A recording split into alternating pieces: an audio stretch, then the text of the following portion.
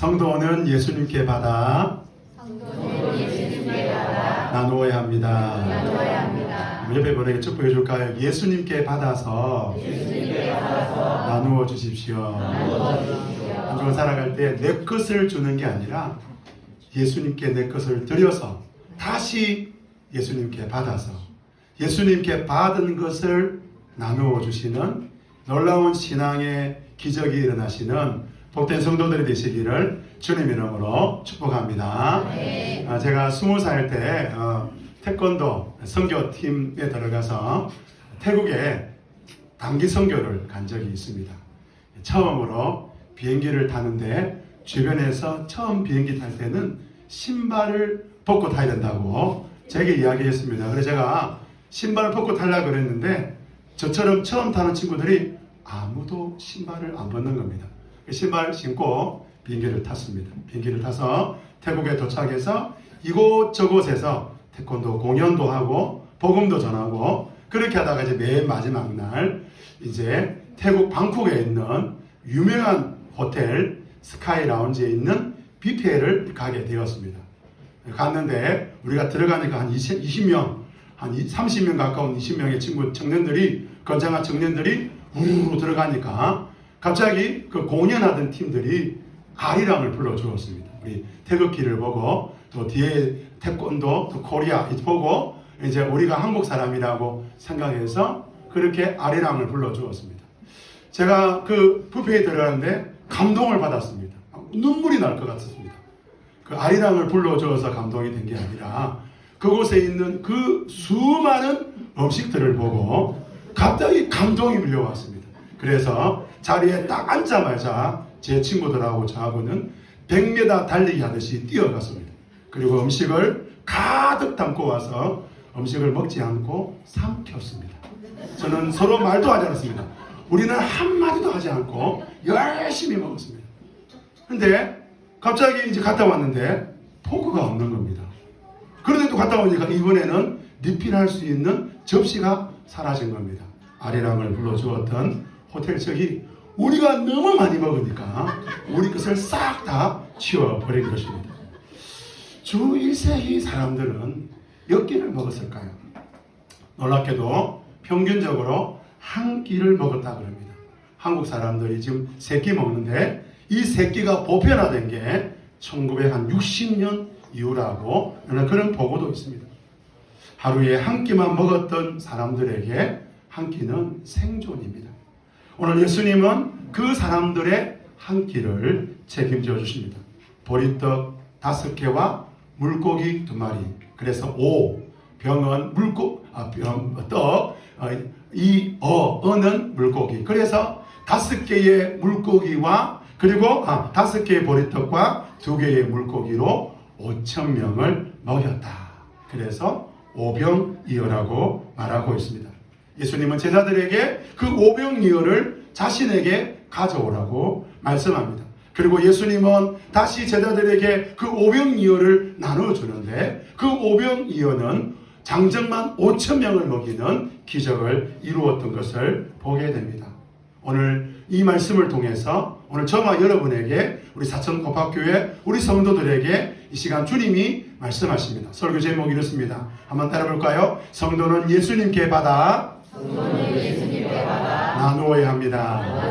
한 주간 살아가실 때 예수님께 받아서 나누는 복된 성도들이 되시기를 주님 이름으로 축복합니다. 네. 첫째로 성도는 예수님처럼 긍휼을 회복해야 된다고 말씀하고 있습니다.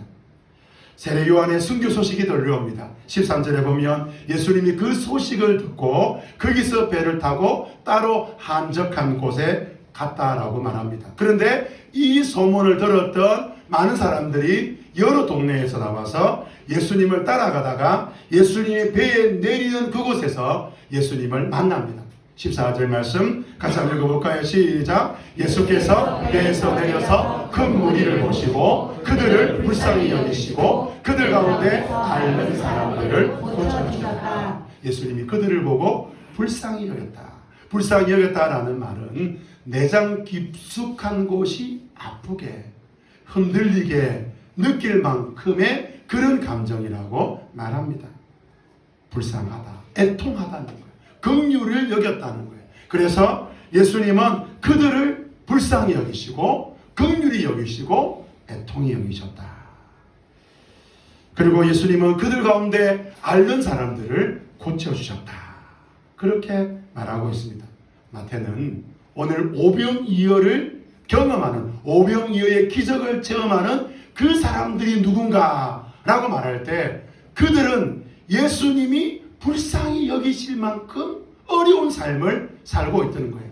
한 끼를 해결할 수 없는 사람들, 그리고 그들 가운데 질병에 걸렸는데 어느 누구도 고침을 받으려고 의사를 찾아갈 수도 없고 또 고쳐지지도 않는 그런 사람들을 보시고 예수님은 불쌍히 여기셨다. 마태는 그 예수님을 강조하고 있습니다. 근데 마태는 이 오병이어의 기적을 통해 오늘 우리에게 너희도 이 오병이어의 기적을 이루라고 말하고 있지 않습니다. 사도행전과 여러 교회들에게 보낸 그 편지들을 보면 한 번도 오병이어에 대한 언급을 하고 있지 않습니다. 초대교회는 가난했습니다. 오병이어의 기적이 날마다 일어난다면, 아니 한 달에 한 번씩만 일어난다면 얼마나 교회가 유익할까요? 오병이어는 예수님만 하십니다. 교회는 그런 기적을 하지 못합니다. 근데 마태가 무슨 이야기합니까? 오병이어의 기적을 통해 예수님이 그들을 불쌍히 여기신 것처럼 오늘 교회가, 오늘 성도들도 그 긍휼을, 그 애통을, 그 불쌍히 여김을 회복하라는 거예요. 긍휼은 가난한 자를 불쌍히 여기는 마음이에요. 긍휼은 없는 사람을 실제로 도와주는 그 도움이에요. 사도 바울은요, 이 긍휼과 이 불쌍히 여김을, 이 애통을 환대라는 단어로 설명합니다. 근데 사도 바울이 로마서 14장 1절과 15장 1절에서 그 환대를 우리 세번역 성경에서는 받아들이고 돌보고 이렇게 표현해요. 먼저 우리 14장 1절 말씀 같이 한번 읽어볼까요? 시작. 여러분은 믿음이 약한 이를 받아들이고 그들의 생각을 시비로 삼지 마십시오. 여기서 믿음은요, 신앙의 확신을 말해요. 믿음이 약한 성도는 어떤 성도입니까? 성령께 주시는 확신을 붙잡지 않는 거예요. 그 확신대로 살아가지 못하는 거예요. 믿음으로 결단하고 손해를 보더라도 어려움이 있더라도 예수만 붙들고 살아야 되는데 그렇지 못하는 거예요. 어제까지는 예수 말씀대로 살겠다고 결단해놓고 또 오늘 또 넘어져가지고 또 주님 말씀대로 살지 않는 사람이에요. 우상에 바쳐진 그 재물, 우상에 바쳐진 재물로 쓰여진 고기와 그 채소는 싸게 살 수 있기 때문에 그 싼 값으로 사야 되는 그것들을 사는 거예요. 왜냐하면 그게 더 유익하니까요. 그런데 사도 바울은 그들을 어떻게 하라고 해요? 믿음이 약한 이를 받아들이라는 거예요. 그들을 환대하라는 거예요. 누구를 환대해야 됩니까? 누구에게 긍휼을 베풀어야 됩니까? 신앙 좋은 사람 아닙니다. 내하고 신앙의 코드가 맞고 내하고 신앙의 어떤 레벨이 맞는 그런 사람들이 아니라는 거예요. 얼마나 답답한지 그 시비거리로 삼아야 되는, 도대체 저 사람들은 언제 예수를 잘 믿을 거야? 언제쯤 신앙생활을 똑바로 할 거야? 왜 저러지? 그렇게 하지 말라 그래요. 그들을 용납하고 그들을 환영하고 환대하고 그들을 긍휼히 여기라는 거예요.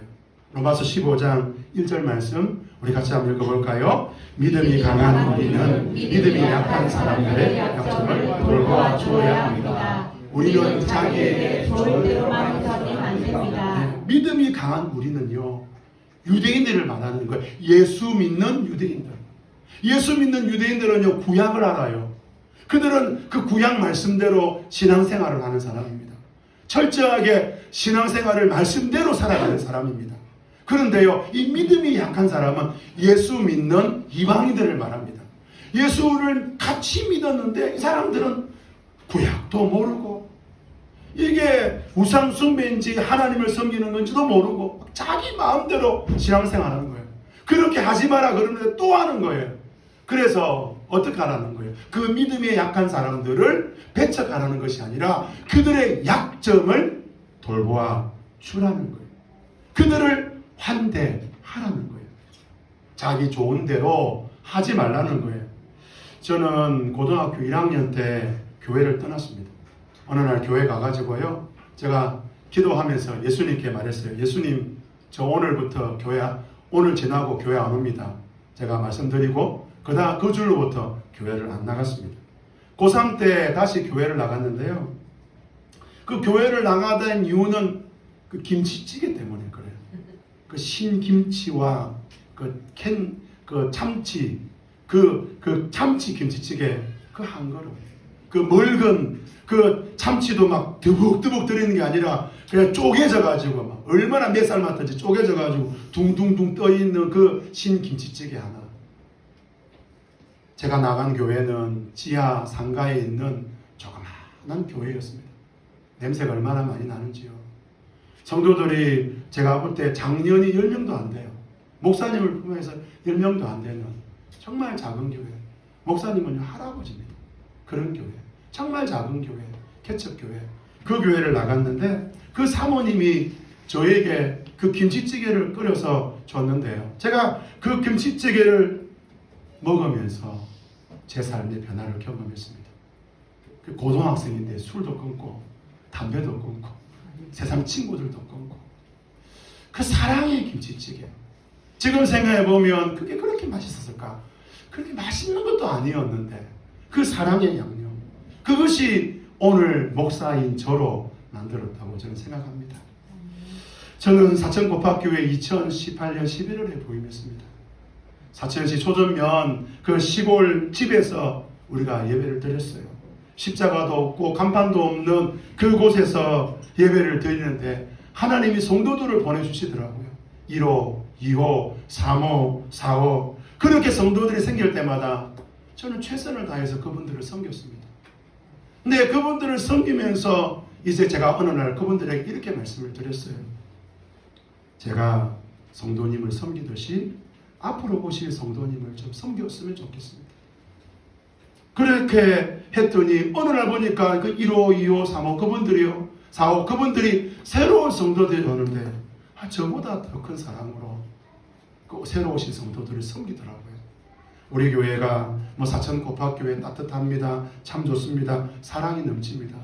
저는 이런 일들이 오늘 이곳에 있는 여러분에게 여러분 그랬으면 좋겠어요. 오늘 여러분들이 그런 삶을 살았으면 좋겠습니다. 복음은 어떻게 교회를 통해 역사할까요? 환대입니다. 긍휼입니다. 자비입니다. 애통입니다. 연약한 성도를 섬기는 거예요. 성경에 보면 섬기면 섬길 줄 알고 고마워할 줄 아는 사람을 섬기는 것을 섬김이라고 말하지 않습니다. 환대를 했더니 이거 환대네요. 너무 고맙습니다. 저도 앞으로 기회가 되면 그렇게 환대하는 삶을 살겠습니다. 라고 말하는 사람을 환대할 때 환대라고 말하지 않습니다. 환대가 왜 어렵습니까? 섬김이 왜 어렵습니까? 환대해도 사랑해도 섬겨도 애통해도 그거를 사랑인지 애통인지 구별할 줄 모르는 사람. 오늘 마태는 예수님의 그 500리의 기적을 통해 교회에게 말합니다. 성도에게 말합니다. 불쌍히 여길 줄 아는 성도, 불쌍히 여기는 성도. 우리 사천고팍교회가 가정교회를 가려고 그러고 목장으로 가는 이유가 무슨 성공해보자 부흥해보자 이거 아닙니다. 우리가 섬기는 훈련을 할 줄 알아야 돼요. 섬겨봐야 돼요. 여러분 섬겨봐야 됩니다. 여러분 섬길 줄 알아야 됩니다. 저와 여러분이 우리 주 예수님처럼 불쌍히 여기는 긍휼이 있는 긍휼을 회복하는 복된 성도들이 되시기를 주님 이름으로 축복합니다. 네. 두 번째로, 그런데 우리 힘으로는 환대할 수 없다는 거예요. 성도 여러분, 저와 여러분의 힘으로 환대할 수 있습니까? 없습니까? 없다라는 거예요. 신앙생활은 우리 힘으로 하는 게 아니에요. 신앙생활 가운데 내 힘으로 할 수 있는 0.001%라도 뭔가가 있다고 여러분 여겨지는 순간 여러분은 예수님을 믿는 게 아니라 여러분 자신을 믿는 거예요. 사도 바울은 갈라디아 교회에게 그렇게 자신을 믿는 사람들을 가르쳐서 율법주의라 그랬어요. 예수님이 사람을 고치시는데요. 그리고 하나님 말씀을 가르치시는데요. 때가 되니까 저녁 때가 되어버렸습니다. 하루에 한 끼를 해결할 시간이 온 거예요. 그때 제자들이 예수님께 다가와 말합니다. 우리 15절 노란 부분 같이 한번 읽어볼까요? 시작. 여기는 비들이고 날도 이미 저물었습니다. 그러니 무리를 헤쳐보내어 제각기 먹을 것을 사먹게 마을로 보내시는 것이 좋습니다. 장정만 5,000명이니까요. 어린아이와 여자분들을 다 포함한 2만 명 이상이에요. 2만 명 이상들을 먹인다는 게 어렵잖아요. 그러니까 예수님 이제 때가 되었으니까 이들을 좀 마을로 보내는 게 맞겠습니다. 도와주고 싶은데 도와줄 형편이 안 되잖아요. 요한복음에 보면 빌립이 예수님께 말합니다. 이들을 먹이려면 200데나리온도 부족합니다. 오늘로 치면 2천만 원도 부족하다는 거예요. 그러니 알아서 먹게 해주는 게 맞지 않습니까? 그 말을 들었던 예수님이요 16절에 이렇게 말합니다. 16절 노란 부분 읽어볼까요? 시작. 그들이 필요가 없다. 너희가 그들에게 먹을 것을 주어라. 그 말을 들었던 제자들이 또 예수님께 이렇게 말합니다. 우리 17절 빨간 부분 읽어봅시다. 시작. 우리에게 있는 것이라고는 빵 5개와 물고기 2마리밖에 없습니다. 맞잖아요. 예수님 정말 이해가 안 돼요. 여러분, 예수님은 제자들이 얼마만큼 가지고 있는지 알고 계십니다. 그러면 너희가 그들에게 먹을 주어라 말이 안 되잖아요.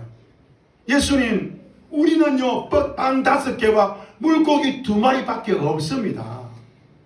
우리가 할 수 있는 게 없습니다. 그래서 앞서 예수님께 이 사람들을 좀 흩어서 동네로 가서 먹을 걸 삼을 수 있도록 해줘야 된다고 말씀드리는 거예요. 그럼 여기서 질문이 생기잖아요. 왜 예수님은 너희가 그들에게 먹을 것을 주라고 말씀할까요? 줄 게 없는데, 줄 수가 없는데, 주고 싶어도 할 수가 없는데, 예수님은 내 이웃을 내 몸처럼 사랑하라고 말씀했습니다. 예수님은 하나님을 사랑하는데 마음과 뜻과 정성을 다하여 하나님을 사랑하라고 말씀했습니다. 100% 하나님 사랑, 100% 이웃 사랑을 하라고 그랬어요. 이것이 선지자의 강령이고 이것이 온 율법이라고 예수님은 말씀했습니다. 사도 요한은 그 예수님의 말씀을 이렇게 해석을 해요. 요한 1서 4장 20절인데요. 우리 같이 한번 읽어볼까요? 시작. 누가 하나님을 사랑한다고 하면서 자기 형제 자매를 미워하면 그는 거짓말쟁이입니다. 보이는 자기 형제 자매를 사랑하지 않는 사람은 보이지 않는 하나님을 사랑할 수 없습니다. 하나님을 사랑한다고 해놓고 이웃을 자기 형제를 미워하면 그는 거짓말장이요 그는 하나님을 사랑하는 사람이 아니라는 거예요. 어떻게 그렇게 할 수 있을까요? 사람마다 용량이 있습니다. 사랑도 용량이 있어요. 섬김도 용량이 있습니다. 할 수 있을 만큼 하고 나면 멈추게 되는 거예요. 예수님이 말씀하시는 사랑과 섬김은 사람이 가진 용량을 넘어서 버렸어요. 누가 자기 몸처럼 이웃을 사랑합니까? 누가 마음을 다하여 목숨을 다하여 100% 하나님을 사랑할 수 있습니까? 어쩌면 한 번은 가능할지 모르겠습니다. 10번은 할 수 있을지 모르겠습니다. 1년은 할 수 있을지 모르겠습니다. 그러나 그것은 불가능합니다. 그래서 사도 요한은 요한 1서 4장 2절 말씀 앞에 19절에서 이렇게 말합니다. 우리 19절 말씀 읽어볼까요? 시작. 우리가 사랑하는 것은 하나님이 우리를 먼저 사랑하셨기 때문입니다. 예, 하나님이 우리에게 먼저 하나님이 우리를 향하여 마음을 다하고 목숨을 다하여 뜻을 다하여 하나님이 우리에게 사랑을 주신 거예요. 그 사랑을 우리가 형제자매에게 나누어 주라는 거예요. 가끔 다른 교회 집회나 예배 설교자로 갈 때가 있습니다. 어떤 교회에 가보면요, 죄송한 이야기지만 누가 중직자인지 누가 새가족인지 누가 오래 예수 믿었는지 안 믿었는지 보입니다. 목사의 오랜 경험 아닙니다. 메말라 있는 성도가 보여요. 사랑에 고갈되어 있는 성도들이 보여요. 내 거 계속 주니까 지쳐버리는 거예요. 내 사랑 흘려보내니까 이제 내 사랑 흘려보낼 게 없는 거예요. 내가 예수를 믿고 10년 동안 하나님 사랑 보내고 그 내 사랑 보내고 내 긍휼 보내고 내 애통 보내고 그렇게 섬겼는데 또 누군가를 섬겨야 된다. 목사도 마찬가지입니다. 저는 청소년 사역을 20년 넘게 해왔습니다. 이거 커서가 움직이는데요.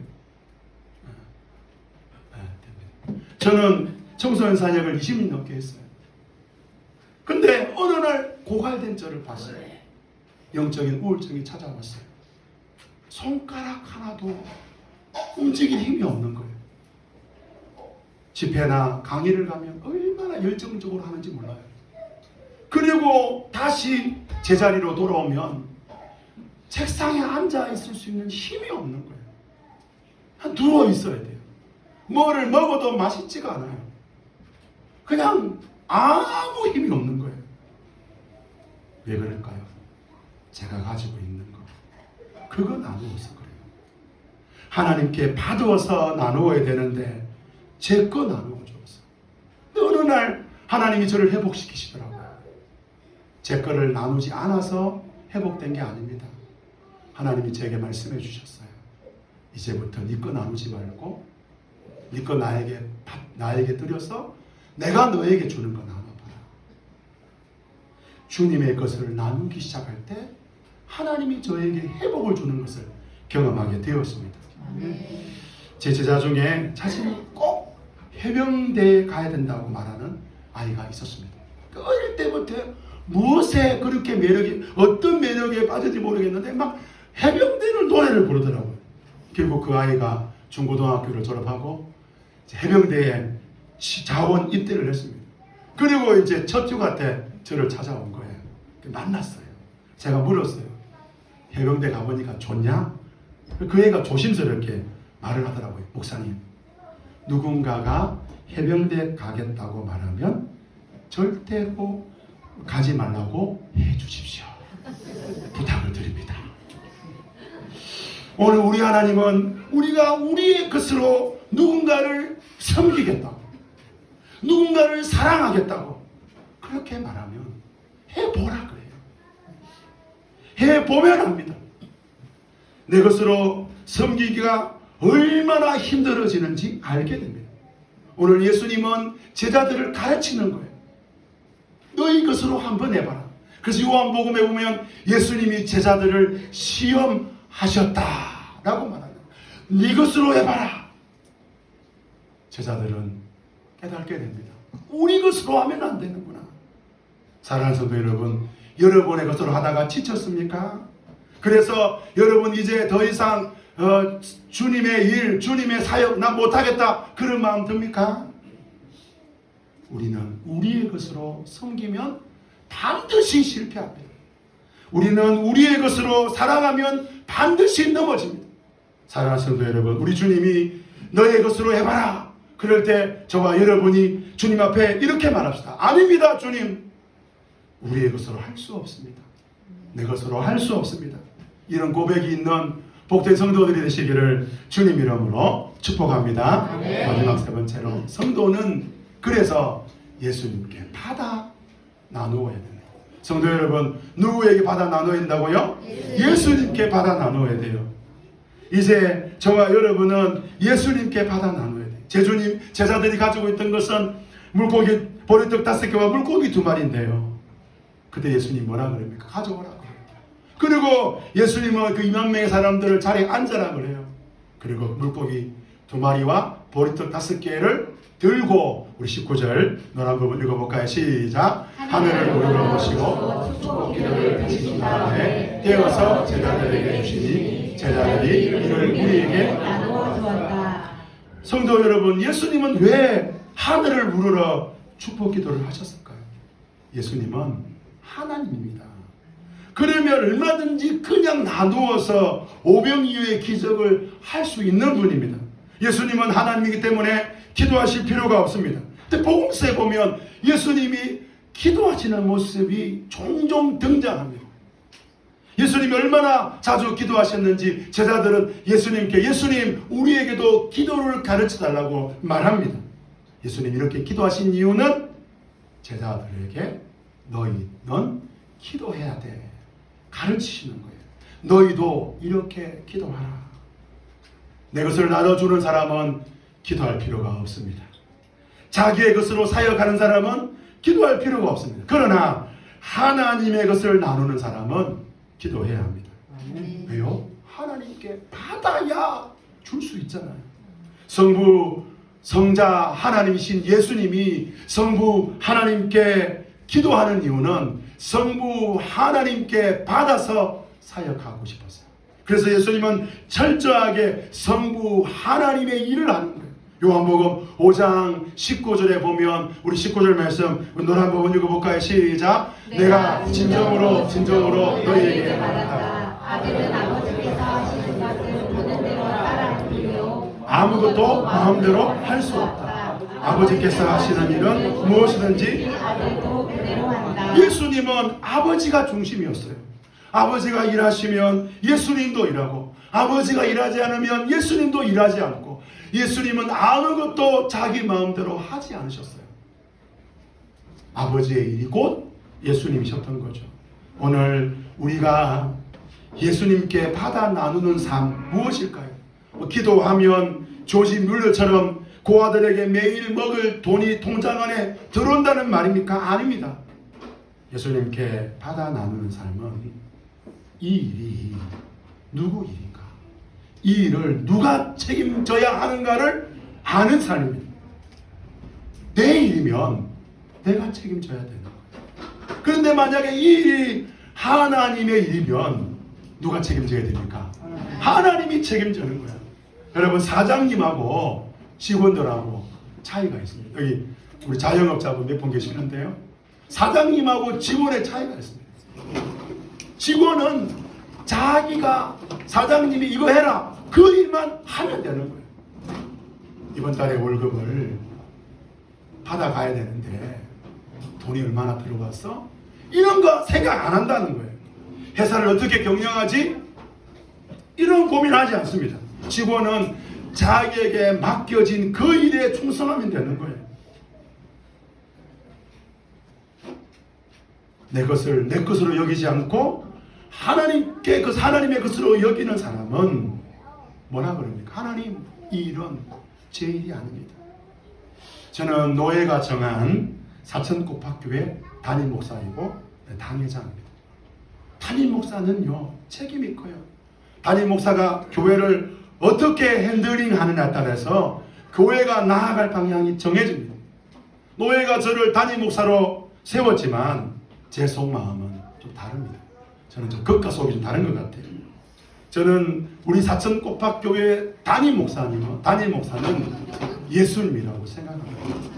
우리 교회 당회장은 예수님이라고 생각합니다. 아멘을 잘 안 하시고.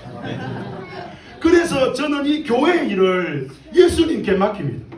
예수님, 이 사역은 제 사역이 아닙니다. 예수님의 사역입니다. 설교 준비가 잘 안 될 때가 있습니다. 옛날에는 어떻게 하면 이 설교를 좀 잘할 수 있을까 책상에 앉아서 막 쥐어짜고 있었어요. 근데 요즘 기도합니다. 예수님, 이번 주 설교 제가 설교하는 거 아닙니다. 예수님이 설교합니다. 예수님 말씀을 전합니다. 예수님, 저에게 예수님이 하셔야 할 말씀을 가르쳐 주십시오. 저는 놀라운 은혜를 자주 경험합니다. 하나님이 저에게 설교할 수 있는 말씀을 주시는 것을 경험합니다. 성도 여러분, 우리 가정은 우리 가정이 아닙니다. 하나님이 세우신 가정입니다.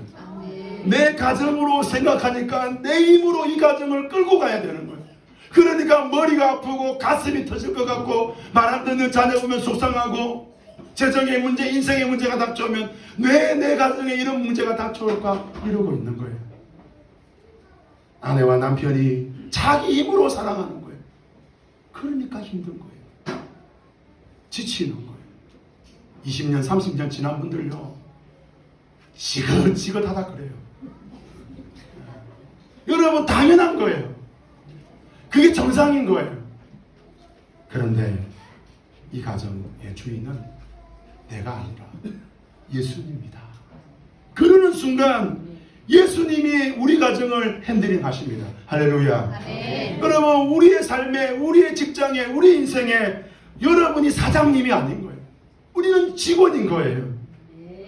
사장님이신 예수님께 맡기시면 놀라운 일이 납니다. 오늘 본문 20절, 21절에 뭐라 그럽니까? 우리 20절, 21절 같이 한번 읽어볼까요? 시작. 그들은 모두 배불리 먹었다. 남은 무술을 모으니 12광주리에 가득 찼다. 먹은 사람은 어린아이를 위해 어린 남자만도 9,000명쯤 되었다. 사랑하는 성도 여러분, 오늘 우리 결단합시다. 하나님, 나는 이제 사장이 아닙니다. 나는 이제 사장으로 살지 않겠습니다. 나는 우리 교회 담임 목사로 살지 않겠습니다. 나는 우리 가정의 가장으로 살지 않겠습니다. 하나님, 우리 주님이 사장이 되십니다. 우리 주님이 담임 목사님이 되십니다. 저는 직원이 되겠습니다. 저는 부목사가 되겠습니다. 제가 달력 만들 때마다, 매년 달력 만들 때마다 고민하는 게 있어요. 달력에 보면 담임 목사 써야 되더라고요. 그 예수님 썼다가 혹시 오해할까 싶어가지고, 사천고 폭격 이단 아니야? 그런 말 들을까 싶어가지고 제가 안 적는데요. 여러분, 달력 볼 때마다 자세히 보시면 예수님이 안 보입니다. 물론. 그런데 예수님을 좀 봤으면 좋겠어요. 여러분, 인생의 주인이 예수 그리스도가 되어서 예수 그리스도 그분께서 우리 인생을 책임지시는 거예요. 그래서 정말 먹을 게 없는 사람들이 먹게 되고, 정말 도움받지 못한 사람이 도움을 받게 되고, 인생에 소망이 없던 성도들이 다시 살아나는 기적의 역사들이 나시기를 주님 이름으로, 그래서 그것들을 나누고 섬기는 복된 성도들이 되시기를 주님 이름으로 축복합니다. 아멘. 이 시간에 우리 찬양하기 원하는데요, 하나님의 부르심에는 후회하심이 없네.